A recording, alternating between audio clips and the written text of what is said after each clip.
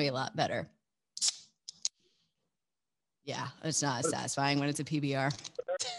Nice. Well, thank you for taking the time to hang with us today, Ike. Really appreciate it. Absolutely. I'm a big fan of your radio station, actually. That's my go-to right now. Hell yeah. And obviously I'm your favorite jock. You don't even have to say it. I'm just going to assume. So let's get started as far back as we possibly can. What was your first ever alcoholic beverage?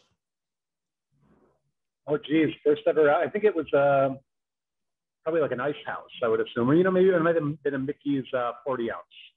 Oh, probably man. In about 95. And was this a college beer, or was this a sip of mom and dad, or what was happening here? Yeah, a little before college. We won't tell. Excellent. A little before college. So how did this, tell me the story. What happened with this beer? How did you get your hands on it? I want to hear the whole story. Yeah, I mean, it was nothing too crazy, just high school party. And, at that time, the Mickey's was kind of the go-to drink. I think it's a little more alcohol, not like today's craft beer, but, for that day, it's Ice House or Mickey's were your choices if you were kind of drinking for a certain purpose. And, Mickey's was the go-to for us. Bless. So how do you go from Ice House to owning and operating your own brewery?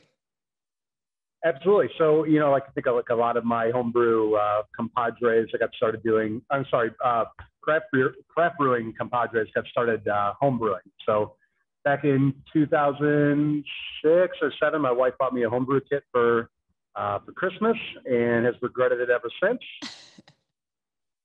And just kind of, started doing it and really fell in love with the process. It's kind of like a little bit like being a chef. You're mixing ingredients and trying to get flavor profiles where you want them. And it just kind of really appealed to me.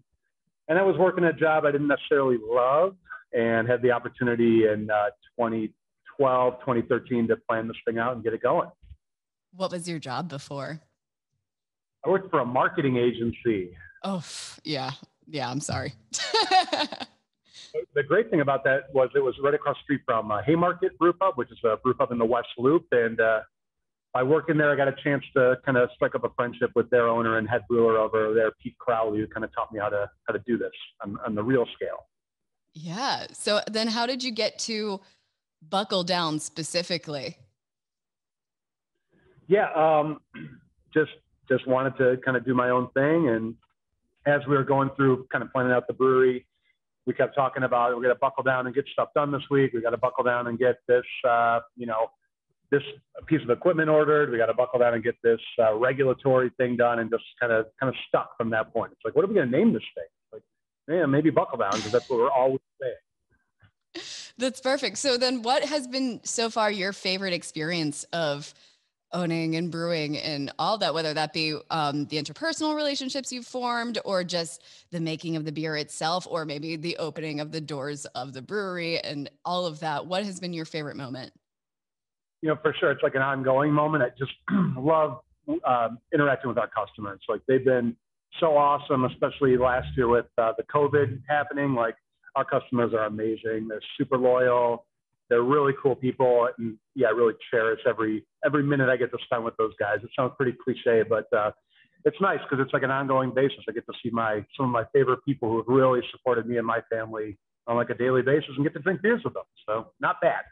Yeah, it's one of those jobs that isn't really a job, I imagine. You get to like hang out with your buddies, make delicious beer. And of course you have to deal with some of the not so fun business aspects of it, but you get to go in every day and see those shining, happy faces. And is there a particular moment that really sticks with you that you were able to have?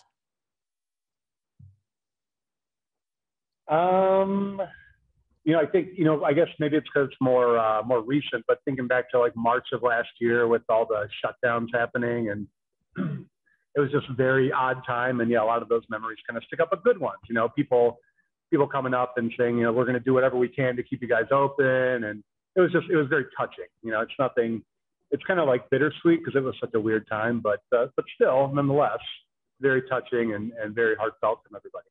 Yeah. How did you guys get through last year?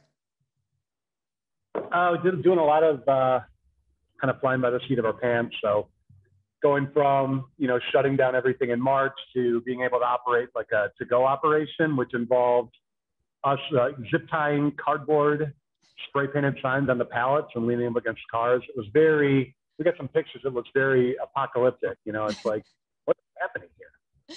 Professionals.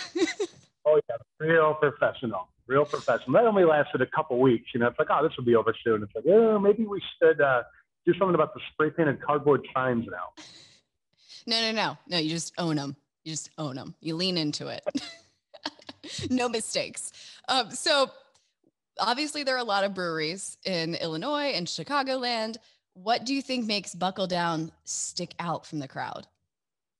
Yeah, for sure. I mean, I think we have really high quality beers. I think probably almost all craft breweries would say the same, but we've been doing this since 2013, so a little bit older, I guess now. It doesn't feel that way, but we are. So we've got a very wide variety of beers. We've got 15 beers on tap at the tap room all the time. And I think we've got a fantastic staff. Like if you ever come into BuckleDown, Barry or Michelle or Mary Kate, Laura, they're all amazing people. They're the best group of people we've ever had in 8 years right now. So I think really a lot of hospitality and really good beers. That's kind of what we bring.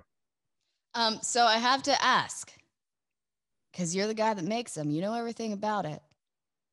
What's your favorite beer that you guys offer? So right now, I'm a little more old school. I like beer flavored beers. I'm a big fan of PBR, by the way. My grandpa used to work at PBR back in like the 40s.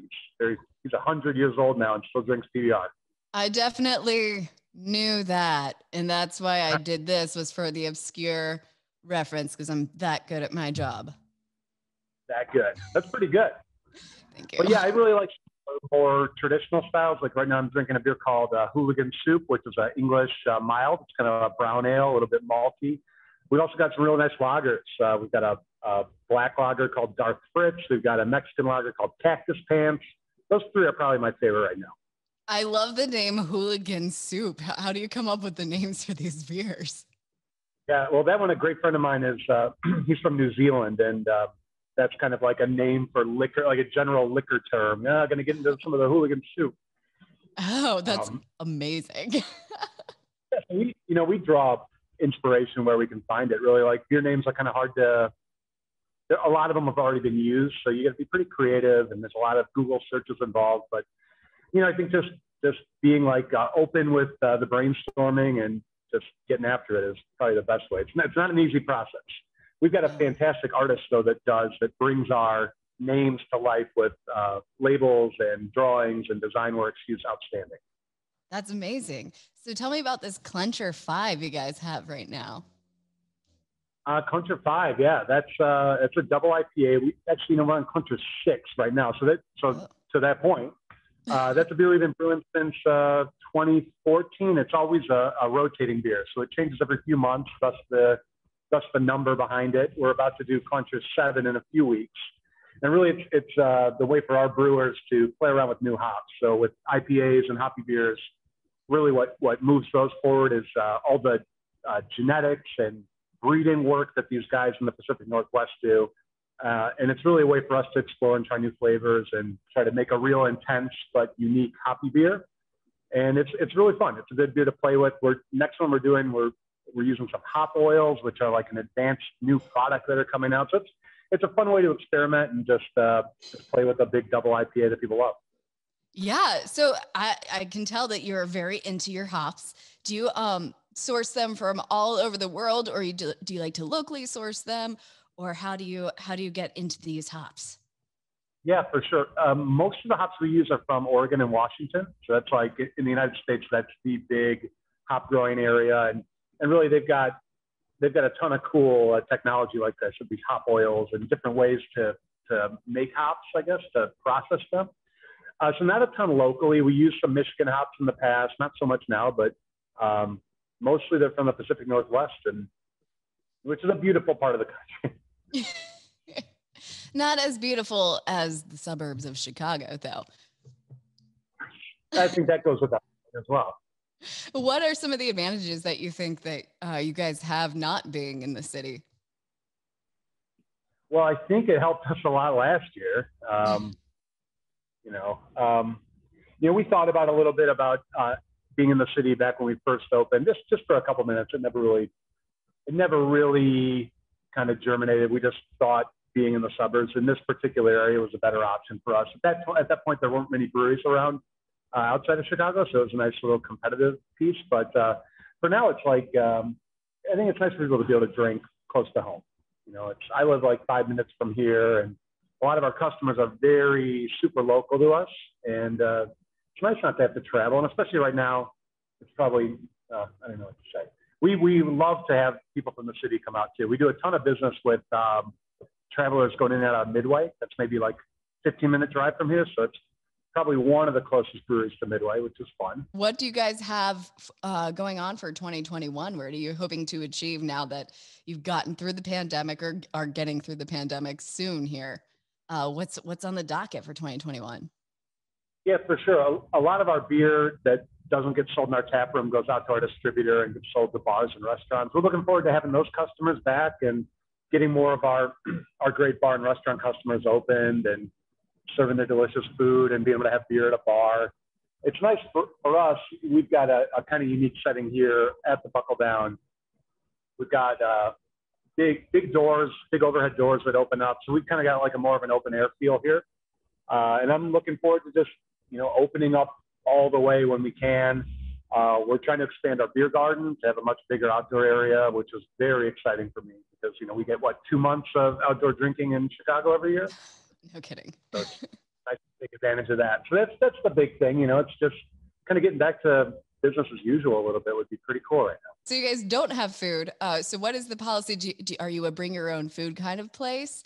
Or, okay, so how does that work? And do you guys do food trucks, or is that something you would look to do in the future? For sure. Yeah, we try to do 4 or 5 food trucks a month. So usually Friday or Saturday, we'll have a food truck come out, whether it's tacos. We've got like an Asian dumpling food truck coming out. We do a ton of different food trucks to try to give some variety. We've also have a local pizza place that partners up with us to deliver free of charge with a discount. So, we more try to partner up with people locally, but it's definitely a bring your own food kind of operation. Love that. And I know that you guys have a trivia night that's tonight. What other events do you guys have going on at BuckleDown? We do the trivia. We do beer releases as often as we release beers, which is every couple weeks. During the summer, we'll do a few like bigger events. But right now, it's kind of like we can't do a ton of big events, obviously, shocker.